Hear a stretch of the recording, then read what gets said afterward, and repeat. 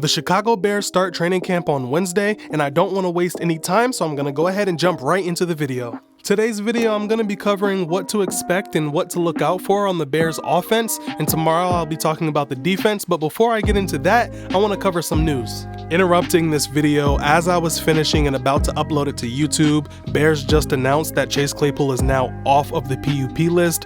In this section of the video, I was talking about him being on the PUP list, but I just cut it out. He is now ready to go for camp. As you listen on to the rest of this video, I do talk as if he is injured and we don't know what is going on, so I'm just letting you guys know I'm not going to re-record the entire episode, but Chase Claypool is ready to go for camp.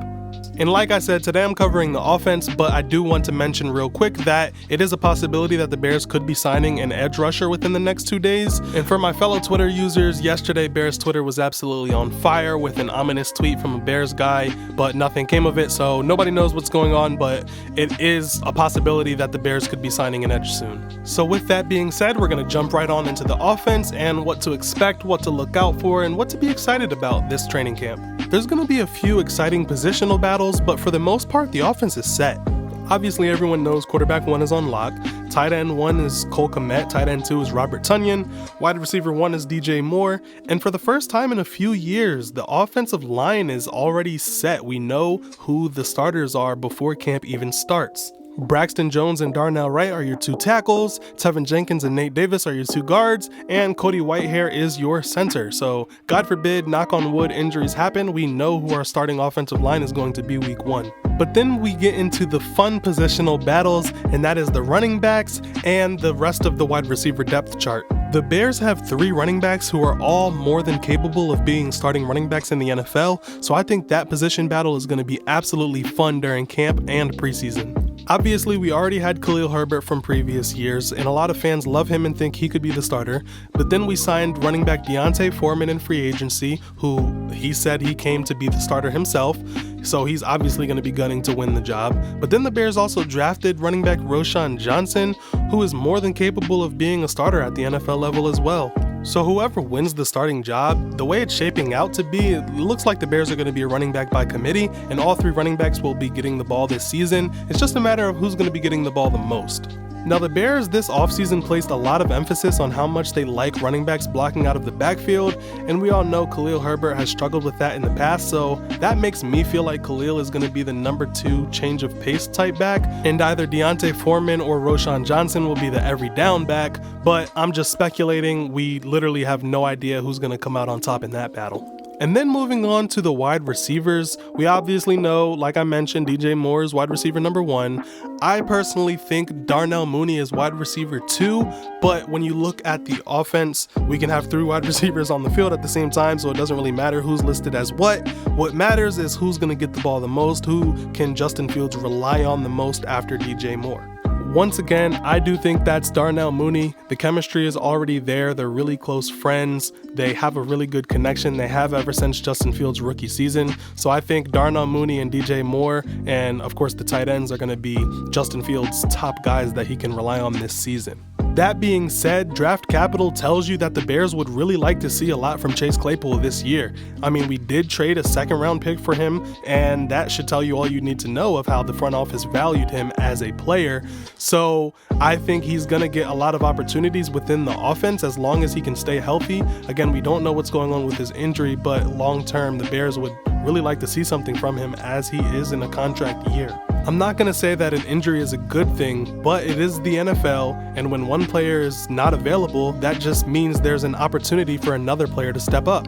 So with Claypool starting out camp on the PUP list, that just means Tyler Scott has every opportunity to creep his way up into the top 3 wide receivers. And what's really crazy to think about is last year we used a 3rd round pick on wide receiver Velus Jones, who now seems to be fighting for wide receiver 6. The Bears like Equanimeous St. Brown and what he brings to the table with blocking value, and Dante Pettis honestly has a good connection with Justin Fields, so as it stands, it kind of looks like Velus Jones is wide receiver 7 right now, but the Bears did use a 3rd round pick on him last year, signed him to a 4-year deal, and he is a pretty good kick returner, so I think he has a roster spot and that is his to lose.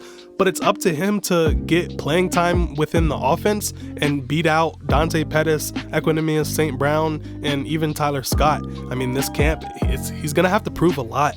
But overall, the health of the Bears wide receiver room is really good, and during camp and preseason, it's going to be fun, man. It's going to be really fun to see just how high the young guys can climb and who's going to land where on the depth chart. And then when you throw the tight ends in the mix, Robert Tonyan and Cole Kmet, I think Justin Fields is going to rely on them a lot this year as well. So it really comes down to who Justin Fields is going to favor and who Luke Getsy is going to draw up schemes for.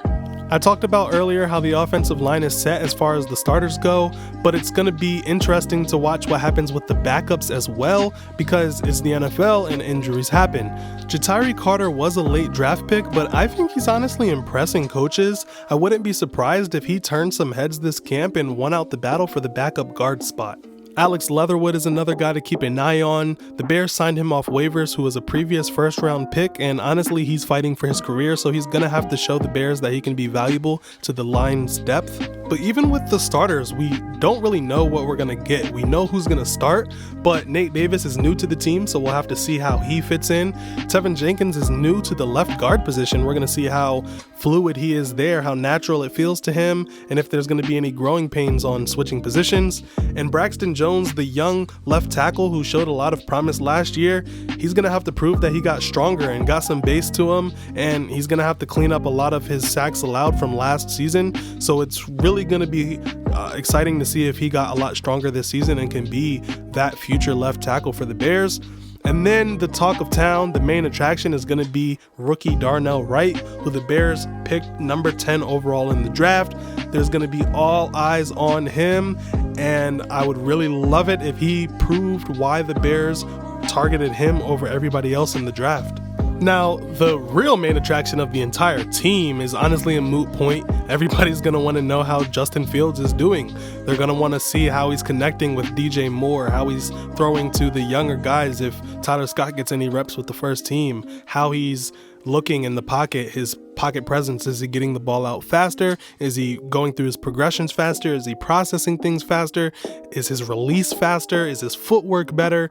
There's going to be a lot to see with Justin Fields' growth in camp. Obviously, we're not going to really know until we get into preseason and into the regular season.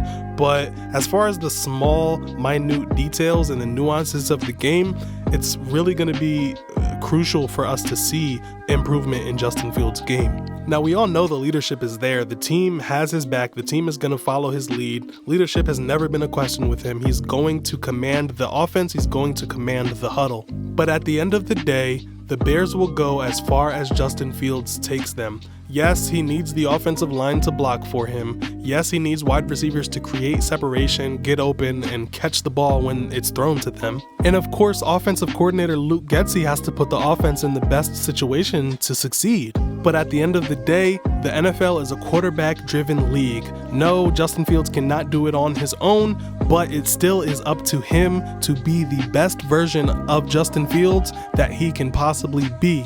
It is up to him to be the best quarterback he can possibly be for the Chicago Bears. So when everything comes together, the offensive line is blocking, the playmakers are making plays, Getsy is calling good plays, and Justin Fields hits his stride, look out, NFL. The Bears are coming. It's going to be a really fun training camp to follow, and Bears fans have every reason to be excited.